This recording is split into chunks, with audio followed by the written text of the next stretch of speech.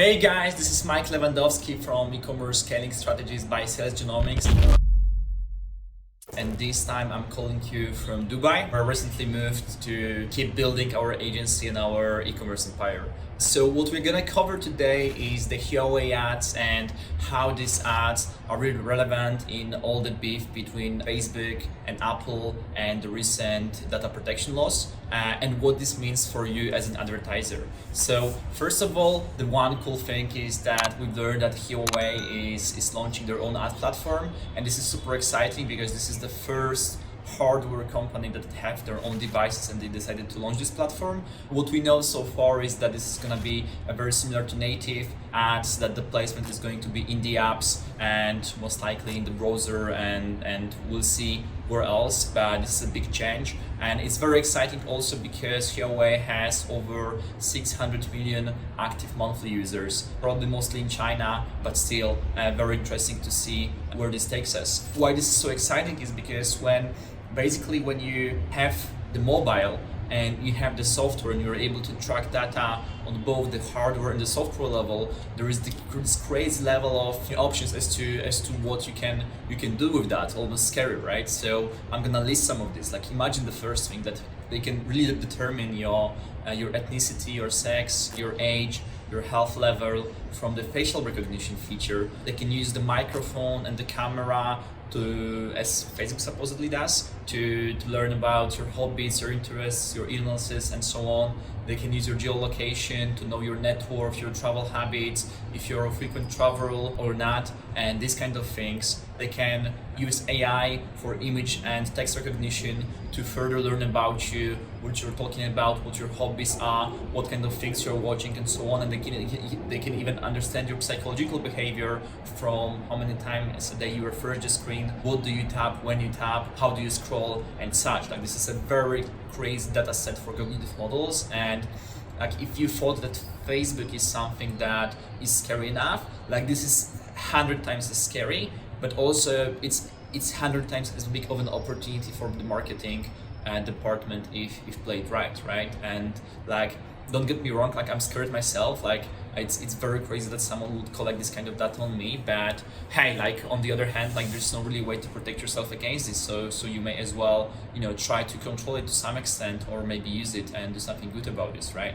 When we try to analyze like what may actually stop them, there are two primary risk factors for them. So first of all, EU regulation. European Union, they say a lot about data protection. They recently passed the GDPR regulation, but what this is, in fact, from what we know, is that, well, all the data belongs to the US-based businesses, and the US-based businesses, because of more detailed targeting, because of the data, they can be more efficient on the marketing end, which is not good for the EU business. So EU business wants to pass this data privacy regulation, really even the odds between European and US-based businesses, and this is a secret part of the trade war between European Union and United States. So that's what's really going on here. But if EU continues on the course, obviously a part of this is gonna affect Huawei, which, too bad for Huawei. It's Chinese, right? Like, so it's in the red zone almost immediately, especially when you take into consideration how the Chinese privacy and privacy laws in China. That's definitely going to be a very political factor. The second thing is Google. So one thing we need to remember about is that Huawei is based on Android, and Google also has the same kind of ambition. They have their Google Pixel mobile, which is part of the hardware, and they got Google Maps, Chrome, and all the other apps that support it, and they could do the same, and they also will be hunting for this part of the revenue.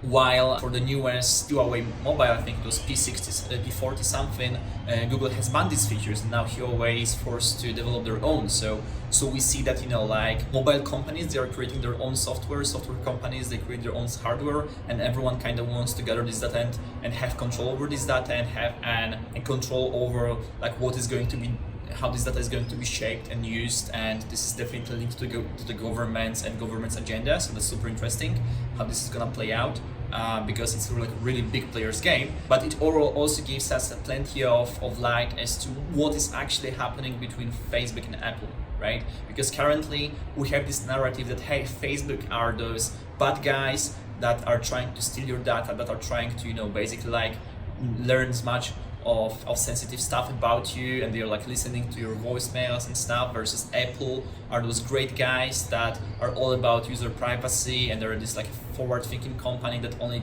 cares about your good and the good of the world. Like, let me break it down to you. It's not the case. They don't give a damn. They want to make money. Their shareholders want to make money. What Apple is really after, in my opinion, is getting a chunk of this ad revenue from Facebook, right? This means a lot of changes. This means that like Facebook attribution will be skewed, but also that means that there's going to be some change in the market. And so let me summarize this, what this means for us advertisers, for us e-commerce owners, and for you guys. First of all, let's really think about like what we do as a performance marketing agency, right? So we operate on two things primarily. One is marketing fundamentals, and the second thing is technology, right? So marketing fundamentals being all the knowledge about marketing, copywriting, marketing psychology, funnels and such, versus the technology is what we can really achieve with data scraping, data mining, data analysis, automations, tracking, and all of these different things that really help us, extend our understanding as to what should be applied, where, how, and when, and such, right? So, like we always use a little bit of this and a little bit of that, and this changes. But like the less technology we have available on Facebook, the more we need to focus on the fundamentals. So what this is really going to happen is that probably it will take some time for Facebook to re-optimize and to set algorithms so that they work on this different set of data. But in the meantime, we are really going to focus on promoting products on Facebook targeted at a very broad audience that do not require as much of detailed targeting. And we're really gonna focus on more advertorial approach to really get people to the first page in the funnel, and then let us educate them and weed out those interested and those that are potential customers from those who are not, right? So you need to watch closely what's happening on Facebook to your product. If the results are going up, or if they're steady, just wait out. If they're going down, think about whether your product is something that is going to be a good fit with Facebook. And if you will figure out that this is something that is going to be a good fit with Facebook, just wait this out until this Facebook algorithm is going to be fixed, 3 to 4 months, and embrace yourself and wait out the impact. Because if you actually do wait, and if you have a good product, in 3-4 months the CPM should go down to some extent, because some people will be out of the business, and this is the opportunity for you to scale yours, right? So that's what we expect.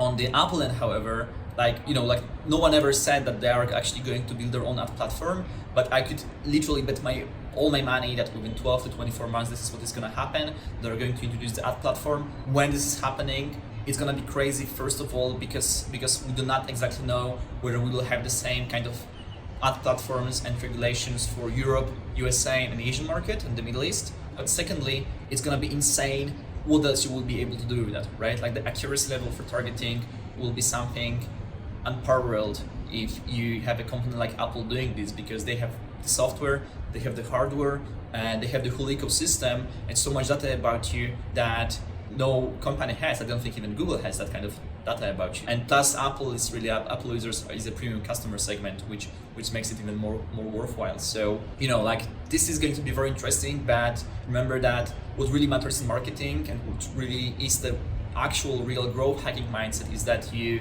always look out for the new opportunities, and the opportunities are both in the new developments, new establishments, new things that happen on the market, but also in the changes and when someone is falling apart, right? That's also where you can find your opportunities. So make sure to keep this growth hacking mindset on point. And if you need some help with that, if you feel like you need a partner who is on top of these changes, talk to us, talk to Sales Genomics, and we can help you make a strategic plan as how to sustain this iOS impact and how we can actually take your brand to the next level with this growth hacking mindset that we are using.